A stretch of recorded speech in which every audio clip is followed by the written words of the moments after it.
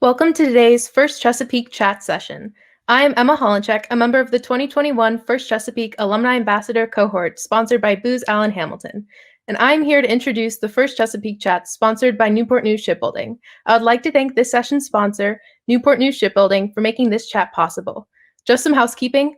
We will let the speakers present and then open up for discussion questions later on if there is time, but feel free to put questions in the comments throughout the chat and we will try to get to them all. The session today is How to Prepare for FTC Awards and Judging This Season, presented by Regional Lead Judge Advisor Joe Bouchard and Judge Advisor Jeff Myers. And I will now pass it over to them to introduce themselves. Well, hi folks, Jeff Myers. Got into this like most adults in First because my kids got into it. So I've been hanging around First for about 12 years now. Both of my kids grew up in the FRC program, but I've done judge advising for FTC for a number of years now. Happy to answer your questions. And I'm Joe Bouchard. I have been a judge for FTC since 2009 and a judge advisor since 2014. And for about the last 5 years, the senior judge advisor for Virginia. And from there, I got shanghaied into being the regional lead judge advisor for First Chesapeake. But that title comes with the prefix humble. Awesome. Well, thank you so much for being here today, both of you. I guess for a question, what would you say is the biggest thing that teams should make sure that they do for judging this, just in general? Right. So the key is to read the manual. All the awards are in the manual, and they all have specific criteria. And if you miss one of those standards, you're just not eligible for the award, no matter how well you do on the rest of the things in there. So it's really key to take a good close look at the manual and make sure you've hit all the buttons. And I strongly recommend have an engineering profile. It's required for most of the awards, maybe all the awards. And it's a good experience for you to fill it out and then upload it before an event you're participating in so the judges can reference it. There's a few things that really make life easier for the judges and will lead to you getting an award more often, and that is have that documentation and have it orderly and neat and indexed so judges can find what they're looking for without, I mean, judges don't have a lot of time to spend on this. They do the best they can in the time given. So you can make it a lot easier by having those things ready and efficiently organized. Awesome. And another important point related to making life easy for the judges, in remote judging, we'll be having team interviews, and your time for your interview will be scheduled. You'll know that. And we will be having basically remote pit interviews. And judges will be scheduled to come visit you. It's very important to know the schedule and be on time for your interviews. Be available. The judging timeline is always pretty tight. We don't have a lot of free time to randomly reschedule teams. So if you miss your slot for an interview, we may not be able to find an alternate time for you. Now, we do try to do that because sometimes it's beyond your control. But especially with remote judging, we're limited in how much flexibility we have. Yeah. So know your schedule and make every effort to be on time for your interviews.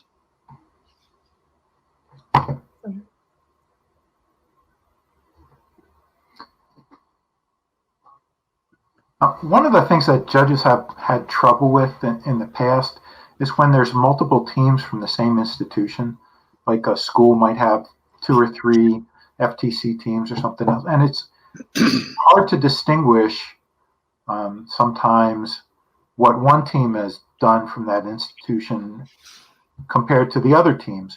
So if you can take pains to make that easily distinguished, the judges will have a better time in really giving you credit for what you've done. Because judges don't want to give you credit for what your sister and brother teams have done, right? And so that's reasonable. And they don't want to give you credit because the institution has done something and you're kind of like dragged along with it.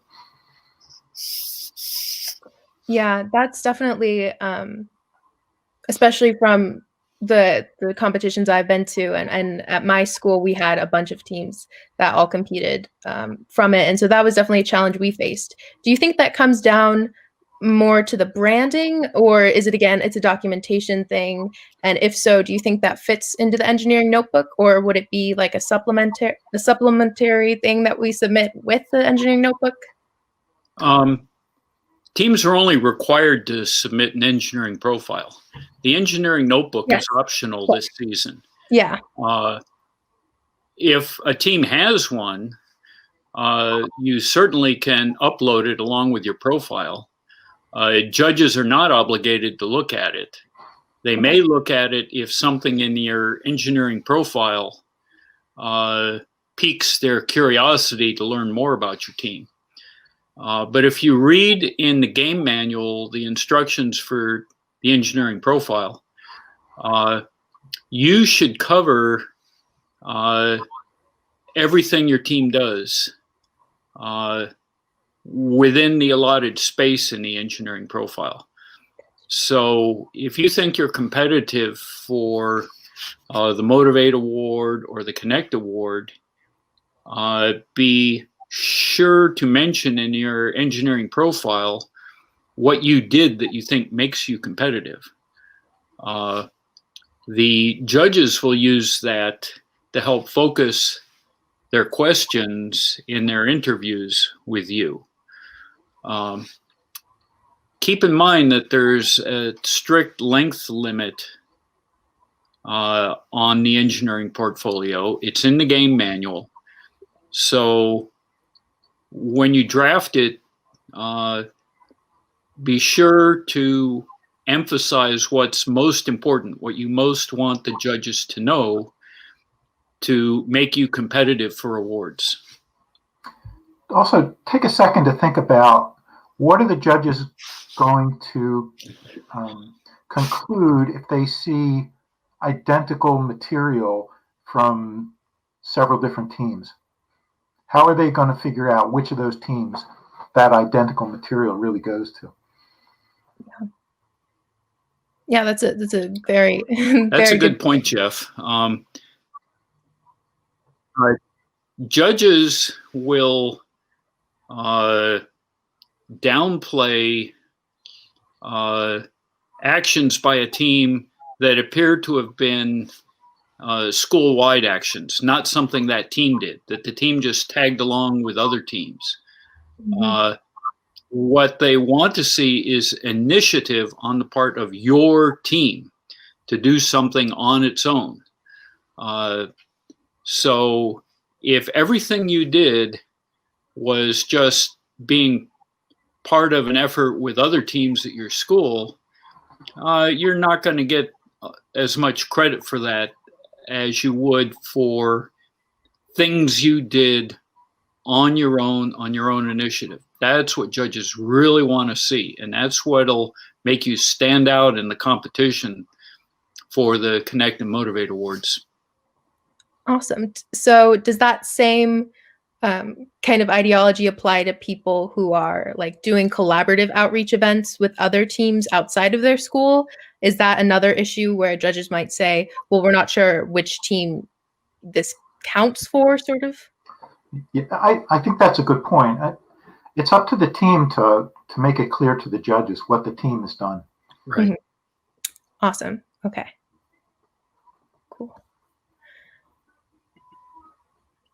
You have more questions?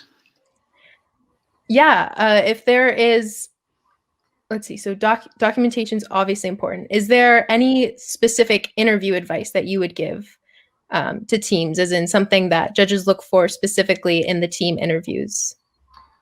Interview time is precious. It's very short. It's very useful if a team has thought through what they want to do and they come in ready to go and not waste any time. But of course, teams only have a few minutes for a prepared interview, and much of the time is question and answer between the judges and the teams. And judges like to see everybody participating. Awesome. I agree with Jeff. Every second is precious for you to convince the judges that your team deserves various awards, that your team is competitive for the Inspire Award. So be organized, rehearse. As Jeff said, judges do like to hear from everyone. So the more of your team members who are present for the interview, and it may not be your whole team, we understand that, but the more of them who participate, the better it looks to the judges.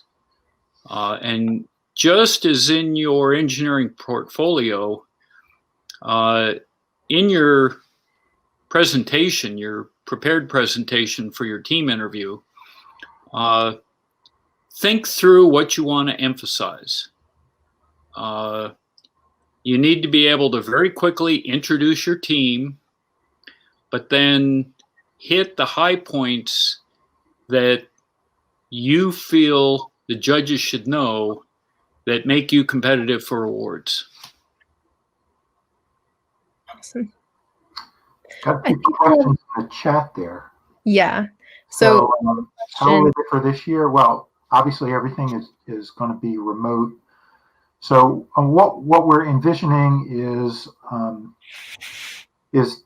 interviews as though it were an in-person event, but it will be virtual. So there'll be a schedule. You'll have to be in your particular chat room at the right time for the judges to talk to you. And then for the second round of pit interviews, we're looking for judges to be in a particular, we're looking for teams to be in a particular room, and then judges can move from room to room to talk to the teams they want to talk to. We're not going to record the presentations. Let's see. There briefly flashed the question about the 5-minute presentation. As Jeff said, no, we're not going to be recording anything. That is not consistent with the way FIRST wants to run events. One point that'll be coming out in formal guidance from FIRST Chesapeake is, especially for the technical awards, and basically only for the technical awards, if you want to upload a 1-minute video about your robot showing the judges what it can do for the Control Award or the Innovate Award or the Design Award, if you can do that. Now, more details will be coming out, more guidance will be coming out. But you can upload a video, 1 minute, has to be short, that highlights whatever it is, some design feature or innovation or the control system in action, and judges will use that in their deliberations. Awesome. Now, that's the best we can do in lieu of being able to watch matches, which there's not a feasible way to do that remotely, because we're doing interviews the same time teams are competing. The engineering portfolio, the material is not in one spot in the manual. So, but it's basically a highlight of what would be in your engineering notebook. Yeah, it is covered in the game manual. Unfortunately, as Jeff mentioned, you have to dig a little bit to get all the guidance on how to prepare it. But it is new this year. No one has ever done one before. But it's an attempt to make remote judging more feasible, because judges during an event just won't have time to dig through an engineering notebook. So do put a lot of effort into producing a quality engineering portfolio. Expand on the 2 interviews. Well, since I took that the first time, maybe Joe can. The first interview is essentially identical to the team interviews that in previous seasons were done Saturday morning. They're 20 minutes in length. The team is guaranteed 5 minutes uninterrupted for their presentation. And then the judges ask questions. If you don't have a presentation, the judges will start asking questions at the beginning of the interview. And so from the team's perspective, it's identical to the interviews in past seasons. The only difference is you're in a chat room on Zoom with the judges doing the interview instead of being in a room. The second interview it's an attempt to replicate the pit interviews that judges do. It's more, open-ended, unstructured. The intent is for the second interview for the teams to be in chat rooms and the judges will come visit them. The judges can ask whatever questions they want. There's no fixed time limit. We're probably going to tell judges no more than 15 minutes, maybe less. It depends on the number of teams, but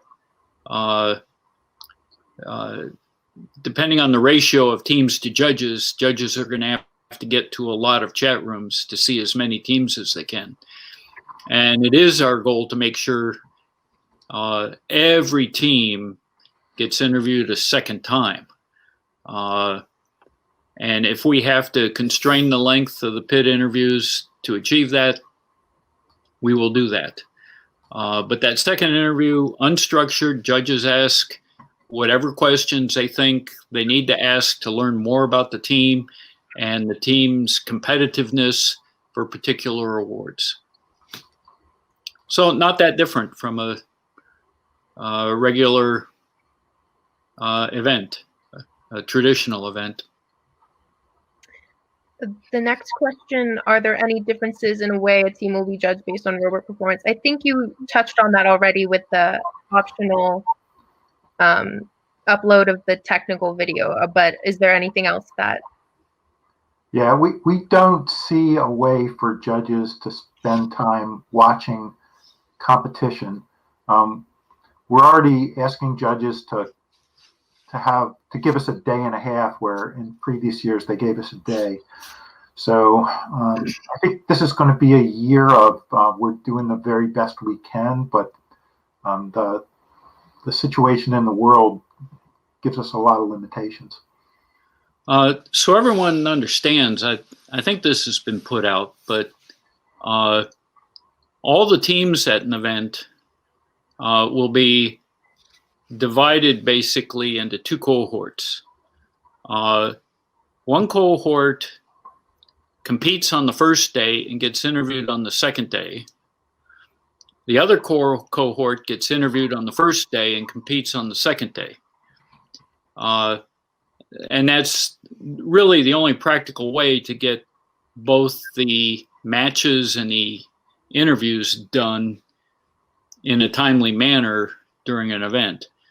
Unfortunately, that means the judges are always doing interviews while matches are being held. So the only three things they have for the technical awards for assessing your robot are your engineering portfolio, what they learned from the interviews, and if you choose to upload that 1-minute video, what you show in the video.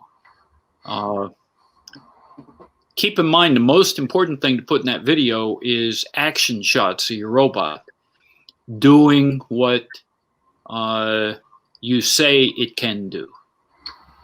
Yeah, think about it this way.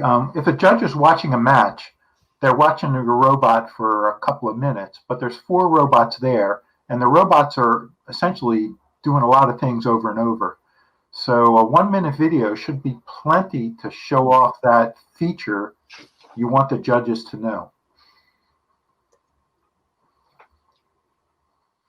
Awesome. Definitely, yes. The next question, the first game manual stated that they might provide a checklist for the portfolio. Have they released any information on that? We don't have anything that you guys can't find online already. I'm not aware of any checklist. There's about 2.5 pages in the game manual about the portfolio. I think you could probably whip up your own checklist based on that. Yeah, I agree with Jeff. All we have is what's in the game manual. We don't have anything else beyond that. All right, that's good to know for teams. I think the next question is more of a clarification. Does someone have to, so someone has to be monitoring the pit chat room at all times in case of judges dropping in? Will these happen between matches on the competition days? No. During each event, there's a scheduled time for the pit interviews. Roughly, and this may change, but roughly 10:30 in the morning until noon, both days. If you have your team interview on day 1, you'll have your pit interview on day 1. We're going to try as much as possible to schedule the pit interviews so you know what time judges are going to come to your pit. That is good for you, and it's good for the judges, so you don't have a bunch of judges trying to see the same team at the same time. So we are going to try and schedule it, or schedule when the judges visit. I don't know if you'll be able to see that. So in that 1.5 hour window for pit interviews, yes, you need to have your team or whatever members of your team are taking part in the interviews. They're going to have to be in that chat room for 1.5 hours, roughly 10:30 till noon on either Saturday or Sunday, depending on what day you're interviewed. But you don't have to have people in that pit interview room the whole time, both days. I hope that helps. Yeah, this is all new for us too. We're working our way through it. We will give you as much information as we possibly can, and which goes into the next question also. We haven't seen all the platforms that the judges are going to be using yet, so we don't have the answer to this question.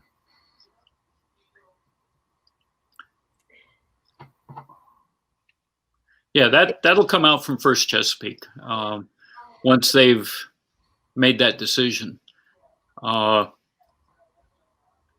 And we just don't know right now. We'll let you know as soon as that decision is made.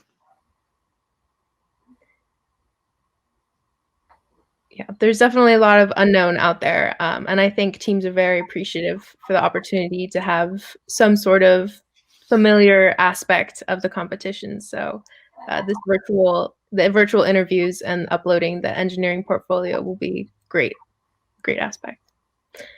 Oh, yeah, stay tuned for that information. Let's see. I think we have time for another question. Oh, remember, there's a town hall on the 19th of January, email today. So you guys can tune in there and see if there's more information that's been released at that time. We're expecting to know next week. Awesome. But, we don't have any guarantees, and it's not something that we're controlling. Yeah, keep in mind, judge advisors are kind of at the bottom of the food chain. So a lot of these things that have yet to be worked out, we're just waiting for the word. It's not something we can control. Yeah, so we don't know if a link to a YouTube video is going to be acceptable or not. It would be nice because then you can go ahead and work on your videos already. But again, we don't have the answer. Yeah. Will mentors/team leaders be expected to be in the interviews? In the past, mentors have been mostly allowed to be there, but not participate. Yeah, I agree. In traditional events, any adults, coaches or mentors have to be in the back of the room and are not allowed to talk unless there is a team member who has some kind of a challenge communicating and they can assist with that. But other than that, they have to be in the background and not talk. I think that rule will still apply this year. I haven't seen anything to the contrary. But coaches and mentors need to remember, we don't want to hear from you. What you tell us is not relevant to our deliberations. We want to hear the team members. We want to hear the students in their own words telling us about their team, about their robot, and answering our questions. I recommend duct tape.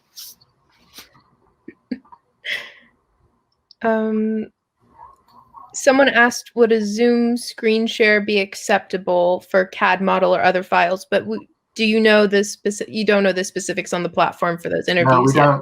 We don't know if we're going to be using Zoom or something else. So right. Until we know that, we can't tell you. Yeah, Zoom is our backup because it's simple and most people know how to use it. But at this point, we're not sure we'll be using Zoom. And if you want to screen share something like that, I'm sure we can find a way to do it, but just keep in mind that cuts into the time you have. So you may want to refer to it in your engineering profile and then make sure it's in your engineering notebook. If it's something you really, really want us to see, upload your profile and in it say, look at page 28 in our engineering notebook. And if it looks like that's something important the judges need to see to determine your eligibility for an award, then they'll take a look at it. The portfolio can be up to 15 pages, so you can probably find space in there for that. Awesome. I think we have time for one more question, and there's one more in the chat, so that's perfect. This follows up on the previous question. Can team members who aren't talking also sit in the background during pit interviews? I know of no reason why not. Yeah, they probably shouldn't be making, gestures and funny faces, but it's all right. Only two comments. One, you don't want them to distract the judges from the team members who are talking. If there's a lot of conversations and chatter going on, The judges might miss something important you want them to hear. And second,